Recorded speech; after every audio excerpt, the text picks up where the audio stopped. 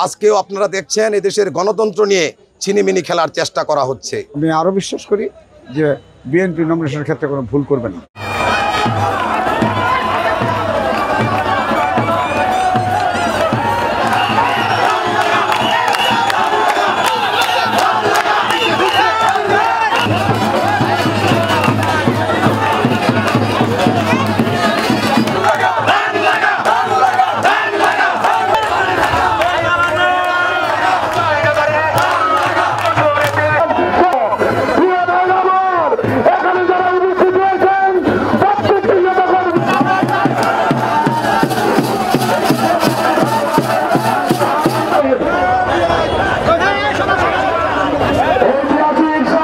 শহীদ রাষ্ট্রপতি জিয়াউর রহমান বাকশালের অবসান ঘটিয়ে বহুদলীয় গণতন্ত্রের প্রবর্তন করেন।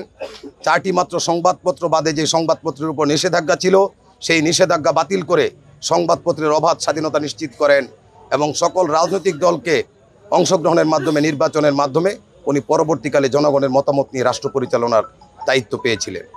তাই আমরা আজকের এই দিনে বলতে চাই, আজকেও বাংলাদেশের স্বাধীনতা সার্বভৌমত্ব নিয়ে ষড়যন্ত্র হচ্ছে।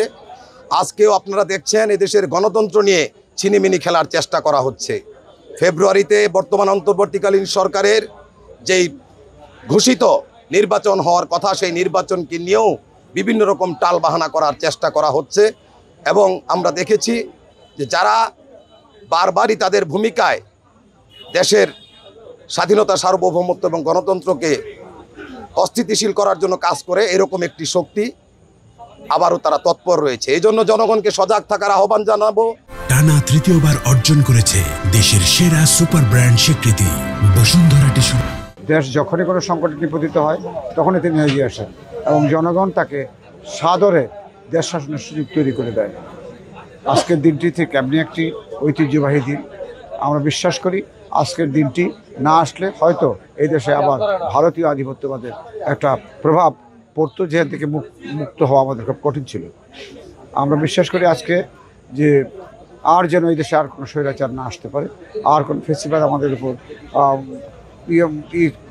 করতে না পারে, এই বিষয়টা আমরা লক্ষ্য রেখে আমরা আজকে বাংলাদেশের সকল দল মতের মানুষকে আমরা ঐক্যবদ্ধ হয়ে আমরা একে প্রতিরোধ করতে চেষ্টা করব। আজকের দিনে আমাদের এই প্রতিশ্রুতি হবে বলে আমি বিশ্বাস করি। আর এই প্রশ্ন উত্তর দেওয়াটা আমাদের জন্য কঠিন, কারণ যারা বিএনপি নীতি নির্ধারক রয়েছেন, যারা আপনার নমিনেশনের জন্য কাজ করছেন, তারা সঠিক উত্তর দিতে পারবে। আমরা এখন যাই উত্তর দেবো সব অনুমান নির্ভর। আমরা বিশ্বাস করি যে যারা এই নমিনেশনের কাজটি করবেন তারা অত্যন্ত চিন্তা ভাবনা করে, এবং আমরা মনে করি যে শিবপুরের সকল অ্যাটমসফিয়ার, সকল পরিবেশ ভেবে চিন্তেই আমার মনে হয় নমিনেশনটা হবে, এবং আমি আরও বিশ্বাস করি যে বিএনপি নমিনেশনের ক্ষেত্রে কোনো ভুল করবে না।